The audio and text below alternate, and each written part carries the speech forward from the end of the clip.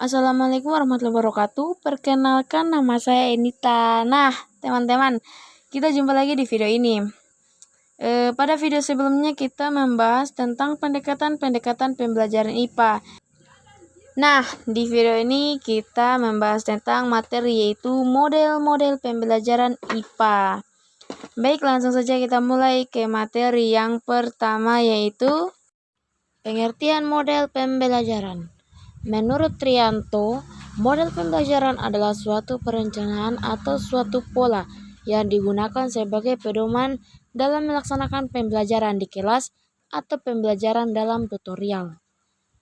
Selanjutnya, model pembelajaran adalah kerangka konseptual yang melukiskan prosedur sistematis dalam mengorganisasikan sistem belajar untuk mencapai tujuan belajar tertentu dan berfungsi sebagai pedoman bagi perancang pembelajaran dan para pengajar dalam merencanakan dan melaksanakan aktivitas pembelajaran, yaitu menurut Saifuddin dan Berdiati.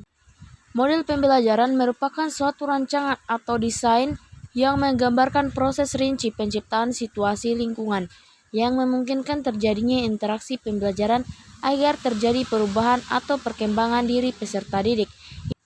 Itu menurut Sukmadinata dan Syaudi. Berdasarkan beberapa pendapat para ahli di atas, terlihat adanya kesamaan ciri khusus yang mendeskripsikan model pembelajaran. Ciri khusus tersebut adalah adanya pola atau rencana yang sistematis. Selanjutnya, ciri-ciri model pembelajaran. Menurut Kardi dan Nur, dalam Ngalimun, model pembelajaran mempunyai 4 ciri khusus yang membedakan dengan strategi, metode, atau prosedur.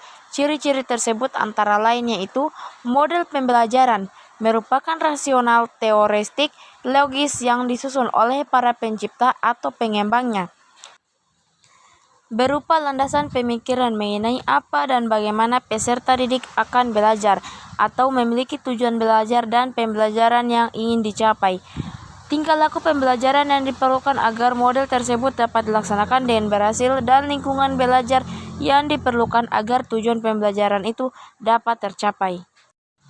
Sedangkan menurut Hamiyah dan Jauhar, ciri-ciri model pembelajaran ada beberapa, yaitu pertama, teori pendidikan dan teori belajar tertentu. Kedua, mempunyai misi atau tujuan pendidikan tertentu. Ketiga, dapat dijadikan pedoman untuk memperbaikan kegiatan pembelajaran di kelas. Keempat, memiliki perangkat bagian model. Dan kelima, memiliki dampak sebagai akibat penerapan model pembelajaran baik langsung maupun tidak langsung.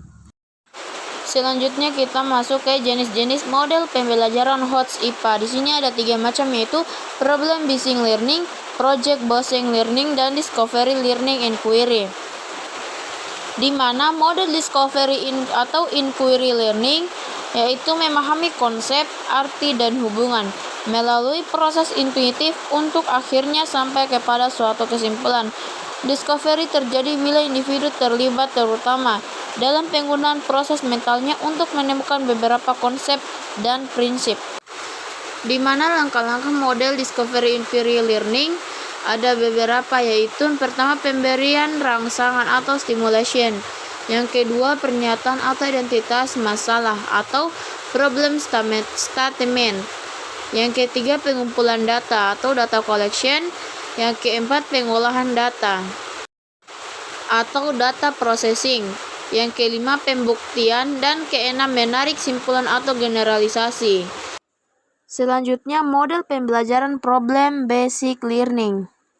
Model pembelajaran berbasis masalah merupakan pembelajaran yang menggunakan berbagai kemampuan berpikir dari peserta didik secara individu maupun kelompok, serta lingkungan nyata untuk mengatasi permasalahan sehingga bermakna, relevan, dan kontekstual menurut Tan On Seng. Adapun tujuan dari pembelajaran PBL ini adalah untuk meningkatkan kemampuan dalam menerapkan konsep-konsep pada permasalahan baru atau nyata. Menurut Tan, ada beberapa karakteristik yang tercangkup dalam PBL, yaitu pertama, masalah digunakan sebagai awal pembelajaran. Kedua, biasanya masalah yang digunakan merupakan masalah dunia nyata yang disajikan secara mengambang.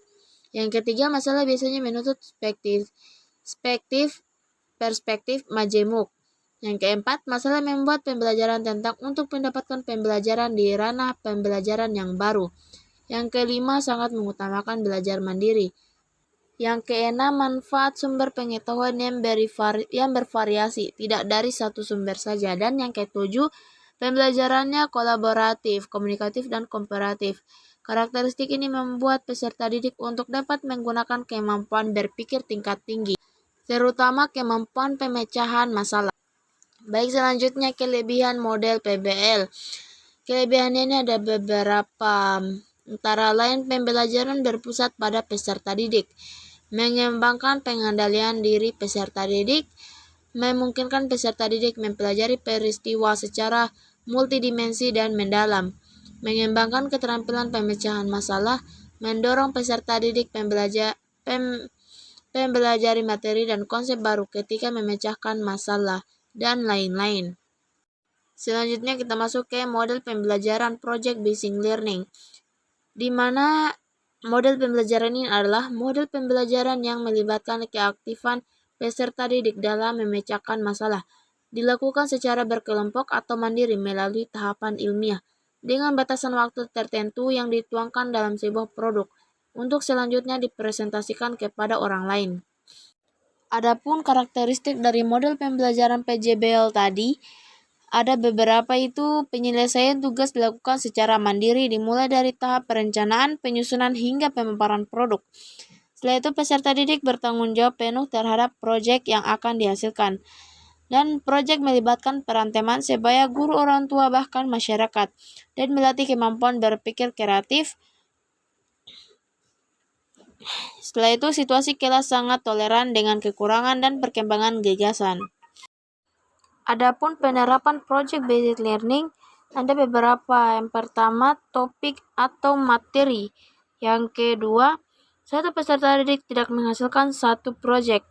Yang ketiga, proyek tidak harus selesai dalam satu pertemuan, atau diselesaikan 3-4 kali pertemuan. Setelah itu, proyek merupakan bentuk pemecahan masalah sehingga dapat perbuatan proyek bermuara pada peningkatan hasil belajar. Selanjutnya kita masuk ke model pembelajaran IPA lainnya. Yang pertama di sini ada model pembelajaran kooperatif.